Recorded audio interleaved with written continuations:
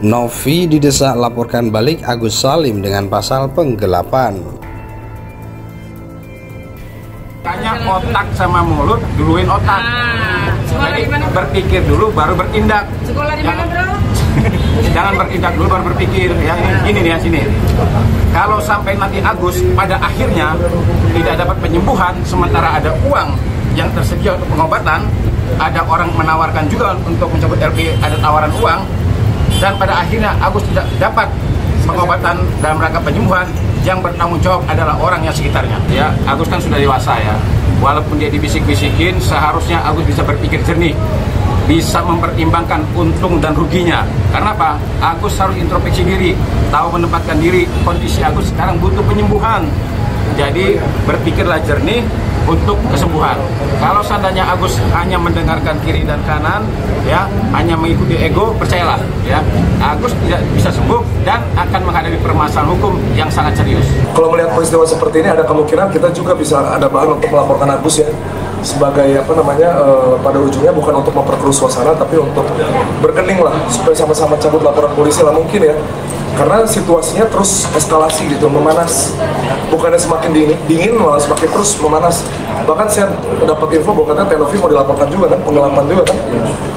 Ya itulah mungkin, tapi kalau misalnya ditanya, kalau nggak ada kejadian seperti ini ya kita juga sebagai donatur pasti nggak mau ambil pusing lah. Kalau saya ya, saya nggak tahu kalau donatur yang lain gitu. Dalam Permen nomor 8 tahun 2021, penggalangan dana tanpa yayasan, tanpa izin lembaga itu dianggap ilegal.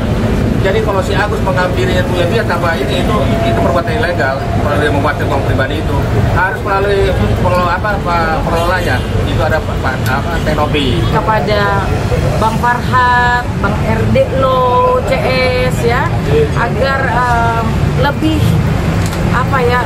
pakai hati lah ketika bicara, lebih bijak ketika bicara tentang bagaimana menyikapi kewenangan kita sebagai pengacara, tidak melebar kemana-mana, tidak gibah, dan tidak menyerang klien kami. Karena kalau klien kami diserang dengan substansi yang berbeda dari laporan yang ada dan berbeda dengan hal yang sedang diperbincangkan, itu artinya kalian sedang membuat fitnah dan sedang membunuh karakter kami, karakter klien kami. Kami para advokat pengacara ini beramai-ramai mendorong, mendukung Mbak Novi ini, bukan semata-mata karena Mbak Novinya aja ya, tetapi karena perbuatan baik yang jarang-jarang sekali ketemu sama kayak Mbak Novi ini. Jangan gara-gara satu orang yang sudah menerima manfaat, kesempatan yang lainnya untuk menerima manfaat yang sama di musibah yang lain, jadi takut trauma nanti. Jadi kita dorong Mbak Novi terus berjalan, dan urusan-urusan hukum kami yang atasi tentu pendekatannya lebih kepada bagaimana ada solusi yang lebih moderat lah, tak perlu perang lah, supaya yang lain yang berhak dapat ke depannya itu juga dapat giliran, jangan egois. Itu seruan kita ya. Baik untuk mencabut laporankah dari Agus ini?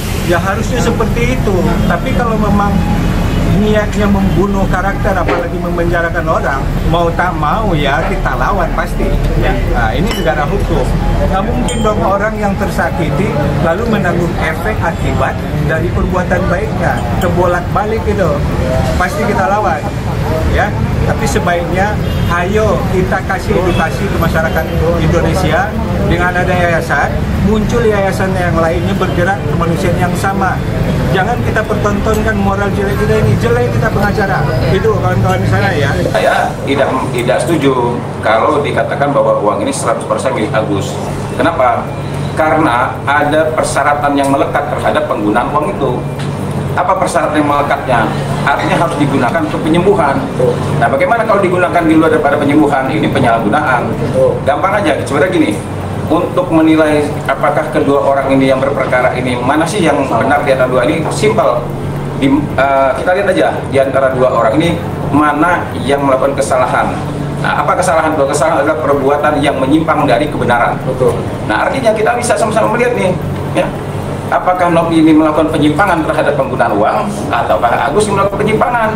Nah, maka saya kurang setuju kalau ada orang pendapat itu suruh dinas bekukan.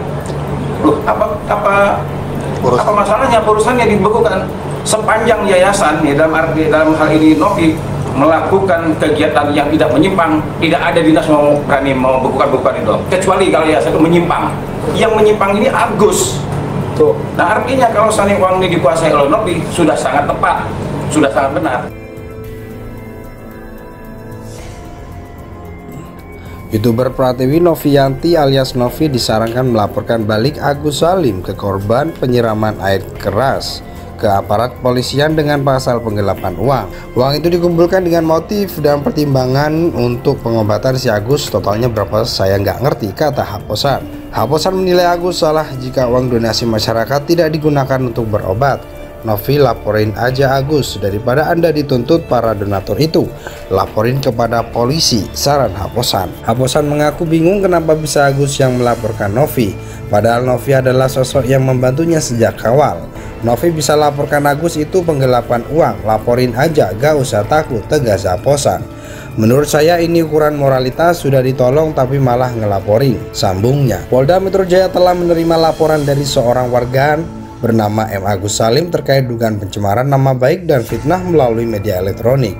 Laporan yang dilayangkan Agus terregistrasi dengan nomor LPB 6330/10/2024 SPKT Polda Metro Jaya tertanggal 19 Oktober 2024 dengan penyertaan pasal 27 AUU 1 2024 tentang ITE dan atau pasal 310 dan pasal 311 KUHP jungto pasal 45 ayat 4 terkait pencemaran nama baik dan fitnah. Laporan dilayangkan terhadap terlapor yaitu Pratiwi Novianti yang menyangkut pengelolaan dana donasi sebesar 1,4 miliar yang dikumpulkan untuk korban penyiraman air keras.